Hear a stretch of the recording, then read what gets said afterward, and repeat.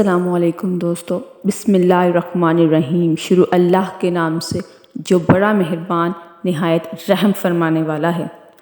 دوستو، ہم سب نے یہ سن رکھا ہے کہ حضرت نوح کی قوم پر طوفان آیا تھا جس کی وجہ سے ان کی قوم ہلاک ہو گئی تھی، لیکن ہم اس کے پوائنٹس نہیں جانتے۔ ہم یہ نہیں جانتے کہ ان کے اوپر طوفان کیسے آیا تھا، انہوں نے کشتی کیسے بنائی تھی، اس کشتی کی لمبائی کیا تھی، اس کی چوڑائی کیا تھی، اس میں سوار کون لوگ تھے، ایک زمین کے اوپر آخر پانی آیا کہاں سے، اتنا پانی کہ طوفان آ جائے، یہ پانی کہاں سے آیا، کشتی میں پہلا آخر سوار کون تھا، اس میں کتنے لوگ سوار ہوئے تھے، ان کی تعداد کیا تھی، کیسے ہوئی تھی، کیسے کشتی روانہ ہوئی تھی، یہ سارے پوائنٹس ہم انشاءاللہ آج کی ویڈیو میں ڈیٹیل سے ڈسکس کریں گے۔ آپ سے گزارش ہے ویڈیو کو آخر تک دیکھیے گا تاکہ ہم مکمل معلومات حاصل کر سکیں کہ آخر طوفان نوح آیا کیسے تھا۔ دوستو، جیسے کہ ہم نے پچھلی ویڈیو میں یہ بات کی تھی کہ جب حضرت نوح کو اللہ تعالیٰ نے حکم دیا تھا کہ وہ کشتی بنائیں، اور جب آپ نے کشتی بنانا شروع کی تھی تو آپ کی قوم کے کافر لوگ آپ کے اوپر ہنسنے لگے تھے، آپ کا مذاق اڑانے لگے تھے، لیکن پھر بھی اللہ نے کہا تھا کہ آپ اپنا کام جاری رکھیں۔ اب ہم نے یہ دیکھنا ہے کہ وہ کشتی بنی کیسے تھی، اس کی لمبائی چوڑائی آخر کتنی تھی۔ تو محمد بن اسحاق حضرت سفیان ثوری رحمۃ اللہ علیہ سے روایت کرتے ہوئے فرماتے ہیں کہ جس لکڑی سے کشتی بنائی گئی تھی وہ ساکھ کے درخت کی تھی۔ یہ بھی کہا گیا ہے کہ لکڑی صنوبر کے درخت کی تھی، اور دوسرا قول تریت کی نسل میں مذکور ہے۔ حضرت سفیان ثوری رحمۃ اللہ علیہ بیان فرماتے ہیں کہ حضرت نوح علیہ السلام کو یہ بھی حکم دیا گیا تھا کہ کشتی کی لمبائی 80 گز ہو اور اس کے باہر تارکول لگا دی جائے اور اس کا اگلا حصہ نوک دار ہو تاکہ وہ پانی کو آسانی سے چیر سکے۔ حضرت قتادہ رحمۃ اللہ علیہ فرماتے ہیں کہ کشتی نوح کی لمبائی 300 گز تھی اور چوڑائی 50 گز تھی۔ تریت میں بھی یہی لمبائی بیان کی گئی ہے۔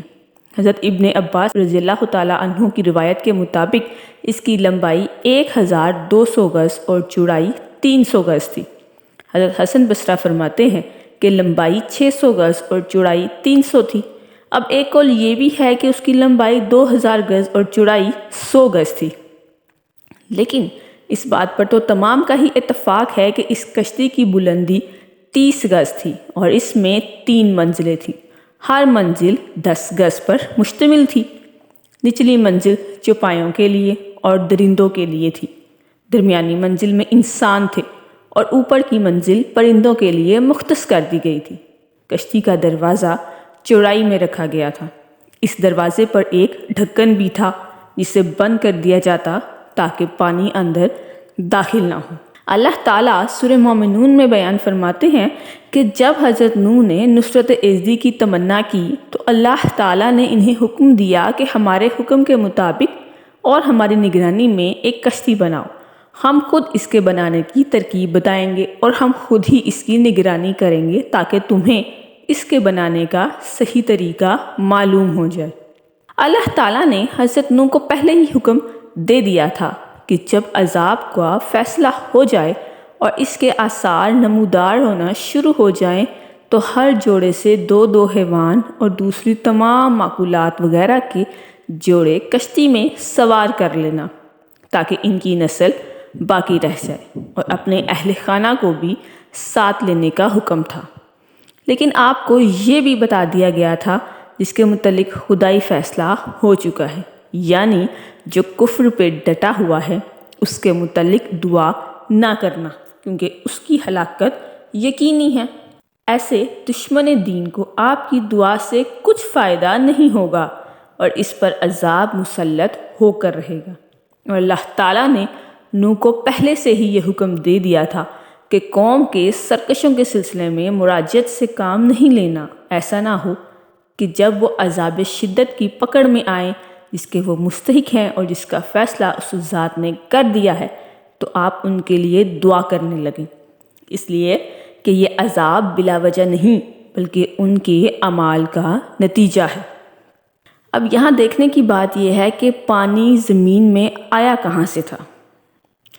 قرآن پاک میں آیت میں التنور کا لفظ استعمال کیا گیا ہے۔ التنور سے مراد جمہور کے نزدیک زمین کی سطح ہے، یعنی زمین کے اطراف میں پانی کے چشمے پھوٹ پڑیں گے اور ہم عذاب کے ان چشموں کو جاری کر دیں گے۔ حضرت ابن عباس رضی اللہ تعالیٰ عنہ سے روایت ہے، التنور سے مراد ہندوستان میں ایک کنواں ہے۔ شیبی کہتے ہیں کہ یہ کوفہ میں ایک چشمے کا نام ہے۔ قتادہ سے روایت ہے کہ یہ ایک کنواں ہے جو الجزیرہ میں واقع ہے۔ حضرت سیدنا علی المرتضیٰ بیان فرماتے ہیں کہ التنور سے مراد صبح کا روشن ہونا ہے۔ اللہ تعالیٰ نے قرآن پاک میں سورہ ہود میں بیان فرمایا ہے، یہ حکم تھا کہ جب ان پر عذاب نازل ہو جائے تو کشتی میں تمام چیزوں کا جوڑا جوڑا سوار کر لیں۔ یہود و نصارہ کی کتاب میں بھی یوں ہی بیان کیا گیا ہے کہ حضرت نوح کو حکم دیا گیا کہ حلال جانوروں اور پرندوں سے 2 جوڑے ساتھ لیں، جبکہ حرام جن کا گوشت نہیں کھایا جاتا ان سے 1 جوڑا اور نر اور دوسرا مادہ کشتی میں سوار کریں۔ حضرت ابن عباس رضی اللہ تعالیٰ عنہ سے روایت ہے کہ پرندوں میں سے سب سے پہلے کشتی میں داخل ہونے والا پرندہ طوطا تھا، اور حیوانات میں سب سے آخر میں سوار ہونے والا گدھا تھا، اور شیطان گدھے کی دم پکڑے کشتی میں پہنچ گیا تھا۔ ابن ابی حاتم نے زید بن اسلم سے انہوں نے اپنے باپ سے روایت کیا ہے کہ حضور اکرم صلی اللہ علیہ وآلہ وسلم نے فرمایا، جب حضرت نوح علیہ السلام نے ہر چیز کے 2 جوڑے کشتی میں سوار فرمائے تو آپ کے پیروکار ساتھیوں نے عرض کیا، حضور ہم کیسے اطمینان سے بیٹھ پائیں گے؟ یا فرمایا، چوپائے کیسے آرام سے بیٹھیں گے جبکہ ہمارے ساتھ تو شیر بھی ہے؟ تو اللہ تعالیٰ نے شیر کو بخار میں مبتلا کر دیا، اور دنیا میں سب سے پہلے بخار شیر پر اترا تھا۔ پھر لوگوں نے چوہوں کی شکایت کی کہ وہ ہمارے کھانے پینے کی چیزوں اور سامان کو خراب کرتے ہیں، تو اللہ تعالیٰ کے حکم شیر نے چھینک ماری تو اس میں سے بلی نکل پڑی۔ بلی کو دیکھو چوہے چھپ گئے۔ اللہ تعالیٰ فرماتے ہیں، یعنی وہ لوگ جن کے بارے میں آپ کی دعا قبول فرما کر ان پر عذاب کا فیصلہ کر دیا ہے، جو کفر سے چمٹے ہوئے ہیں اور کسی نصیحت کا ان پر کوئی اثر نہیں۔ ان کفار میں حضرت نوح کا بیٹا یام بھی تھا جو کفر کی وجہ سے غرق ہوا تھا۔ یہاں پہ بات یہ ہے، یام کون تھا؟ جبکہ ہم سب نے سن رکھا ہے کہ کنعان تھا، تو یام ہی کو کنعان کہا جاتا ہے۔ حضرت ابن عباس رحمۃ اللہ علیہ فرماتے ہیں کہ کشتی میں مردوں اور عورتوں کو ملا کر یہ تعداد تقریباً 80 نفوس کی تھی۔ حضرت نوح علیہ السلام کی ایک بیوی تھی جو آپ کی تمام اولادوں کی واحد ماں تھی۔ آپ کے بیٹوں کے نام حام، سام، یافس اور یام یعنی کنعان۔ اہل کتاب نے یام کو کنعان کے نام سے موسوم کیا ہے۔ یہی وہ بدبخت شخص ہے جس نے اپنے مخلص نجات دہندہ کی بات نہ مانی اور غرق ہو گیا۔ آپ کی بیوی عابر طوفان سے قبل فوت ہو چکی تھی۔ ایک قول یہ بھی ملتا ہے کہ وہ بھی کافرہ تھی اور باقی کافروں کی طرح وہ بھی طوفان میں ڈوب کر مر گئی۔ ان نفوس کے علاوہ باقی لوگوں کی غرقابی کا فیصلہ ہو چکا تھا، کیونکہ ان ظالموں نے کفر کی راہ کو نہیں چھوڑا۔ اہل کتاب کے نزدیک حضرت نوح کی بیوی عابر کشتی میں سوار تھی۔ احتمال یہ ہے کہ اس کے بعد اس نے پھر کفر کر لیا تھا یا اسے قیامت تک مہلت دے دی گئی، لیکن پہلا قول ہمیں صحیح معلوم ہوتا ہے کہ وہ غرق ہو گئی تھی، کیونکہ اللہ تعالیٰ نے سورہ نوح میں بیان فرمایا ہے، زمین پر کافروں کو بہنے والا نہ چھوڑ۔ اس کے مطابق وہ غرق ہو گئی تھی۔ اللہ تعالیٰ نے سورہ مومنون میں بیان فرمایا ہے، پھر جب ٹھیک بیٹھ لے کشتی پر تو اور تیرے ساتھ والے، تو کہہ سب خوبیاں اللہ کو جس نے ہمیں ان ظالموں سے نجات دی، اور عرض کی، اے میرے رب مجھے برکت والی جگہ اتار، اور تو سب سے بہتر اتارنے والا ہے۔ اللہ تعالیٰ نے حضرت نوح کو حکم دیا کہ اپنے رب کی حمد و ستائش کیجئے کہ اس نے یہ کشتی تمہارے لیے مسخر کر دی اور یہ تمہارے لیے ذریعہ نجات قرار پائی، اور اس لیے بھی کہ اس کی تعریف ضروری ہے کہ اس آیت نے تمہارے اور کافروں کے درمیان کھلا فیصلہ کر دیا ہے، اور جن لوگوں نے عرصہ دراز تک آپ کو ستایا، آپ کی تکذیب کرتے ہوئے اور مخالفت کو اپنا شیوا بنائے رکھا، ان کی طرف سے آپ کی آنکھوں کو تسکین عطا کر دی۔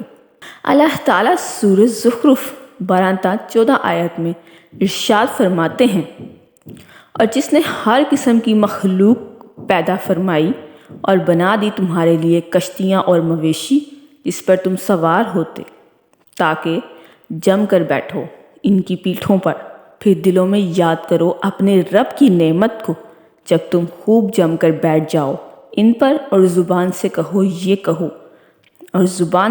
کہو پاک ہے وہ ذات جس نے فرما بردار بنا دیا ہے اس ہمارے لیے، اور ہم اس پر قابو پانے کی قدرت نہیں رکھتے تھے، اور یقیناً ہم اپنے رب کی طرف لوٹ کر جانے والے ہیں۔ اسی طرح تمام کاموں سے پہلے دعا کا حکم دیا جاتا ہے کہ ہر کام خیر و برکت سے ہو اور انجام بطریقے احسن طریقے سے ہو۔ نبی اکرم صلی اللہ علیہ وآلہ وسلم نے جب ہجرت کی تو اللہ تعالیٰ نے اسی طرح آپ کو دعا کی تعلیم فرماتے ہوئے ارشاد فرمایا۔ سورہ الاسراء آیت کا ترجمہ ہے، اور دعا مانگا کیجئے کہ اے میرے رب، جہاں کہیں تو مجھے لے جائے سچائی کے ساتھ لے جا، اور جہاں کہیں سے مجھے لے آئے سچائی کے ساتھ لے آ، اور عطا فرما مجھے اپنی جناب سے وہ قوت جو مدد کرنے والی ہو۔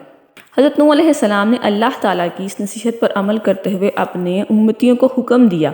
سورہ ہود آیت کا ترجمہ یعنی کشتی کا چلنا اور منزل پر پہنچنا اللہ تعالیٰ کے نام کے ساتھ ہے، یعنی جو دردناک عذاب مسلط کرنے والا ہے وہ بڑا اور درگزر کرنے والا اور رحیم، مجرموں سے اس کے عذاب کو کوئی نہیں ٹال سکتا، اور جن لوگوں پر کفر و سرکشی کی وجہ سے عذاب اترا ہے انہیں اس عذاب سے کوئی بھی بچانے والا نہیں۔ اس کی بخشش صرف اطاعت گزار اور نیک لوگوں کے لیے ہے۔ اللہ تعالیٰ نے زمین پر ایسی موسلا دھار بارش برسائی کہ نہ اس سے پہلے برسی ہوگی اور نہ بعد میں کبھی برسے گی۔ یوں لگتا تھا کہ کسی آسمانی کنویں کا سارا پانی زمین پر امڈا چلا آیا ہے۔ پھر زمین کو بھی حکم دے دیا کہ وہ تمام چشموں کی سطح کا پانی زمین پر انڈیل دے اور سارا پانی خشکی کو سمندر میں تبدیل کر دے۔ سورہ ہود 42 آیت کا ترجمہ ہے، اور چلنے لگی انہیں لے کر ایسی موجوں جو پہاڑ کی مانند تھی۔ قرآن پاک میں اس کا ہولناک نقشہ یوں کھینچا گیا ہے۔ سورہ القمر میں آیات کا ترجمہ ہے، آخر کار حضرت نوح علیہ السلام نے دعا مانگی اپنے رب سے کہ میں عاجز آ گیا ہوں، بس تو اس سے بدلہ لے۔ پھر ہم نے کھول دیے آسمان کے دروازے موسلا دھار بارش کے ساتھ، اور جاری کر دیا ہم نے زمینوں سے چشموں کو، پھر دونوں پانی مل گئے ایک مقصد کے لیے جو پہلے مقرر ہو چکا تھا، اور ہم نے سوار کر دیا نوح کو تختیوں اور میخوں والی کشتی پر۔ اللہ تعالیٰ نے قرآن مجید میں فرمایا ہے، جب پانی چڑھ آیا تو ہم نے تمہیں کشتی میں سوار کر لیا۔ ایک اور جگہ پر اللہ نے بیان فرمایا ہے، تاکہ ہم بنا دیں اس واقعے کو تمہارے لیے یادگار اور محفوظ رکھیں اسے یاد رکھنے والے کان۔ مفسرین نے فرمایا ہے کہ طوفان کا پانی سب سے بڑے پہاڑ سے بھی 15 گز اوپر نکل گیا تھا۔ دنیا کا کوئی پہاڑ نظر نہیں آتا تھا، سب بلند و بالا پہاڑ پانی میں ڈوب گئے تھے۔ بعض مفسرین یہ بھی کہتے ہیں کہ یہ پانی پہاڑوں سے 80 گز بلند تھا اور پوری زمین اس کی لپیٹ میں تھی۔ پہاڑ، میدان، صحرا، خشکی، تری، چٹیل میدان اور شاداب وادیاں سب پر طوفان برپا تھا۔ اس طوفان کی ہلاکت خیزیاں عام تھیں، روئے زمین پر کوئی جاندار نہ بچ سکا، اگر بچے تو صرف حضرت نوح علیہ السلام کی کشتی میں سوار مسلمان بچے تھے، صرف مسلمان بچے تھے، باقی سب انسان، حیوان، چرند پرند، چشم و زد سب ہی ہلاکت اور بربادی کی نظر ہو گئے تھے۔ حضرت امام مالک رحمۃ اللہ علیہ زید بن اسلام سے روایت کرتے ہوئے فرماتے ہیں کہ طوفان سے پہلے پوری دنیا پر انسانوں کی کثرت تھی، دشت و جبل ہر جگہ انسان ہی انسان تھے۔ عبد الرحمن بن زید بن سلام فرماتے ہیں زمین کا کوئی خطہ ایسا نہ تھا جس پر کوئی جابر حاکم اور سلطان نہ ہو، ہر طرف آبادی تھی اور انسان پر ظلم و ستم کے پہاڑ ڈھا رہا تھا۔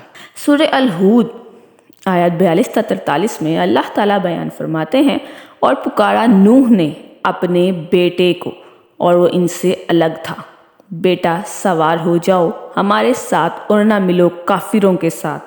بیٹے نے کہا مجھے کشتی کی ضرورت نہیں، میں پناہ لے لوں گا کسی پہاڑ کی، وہ بچا لے گا مجھے پانی سے۔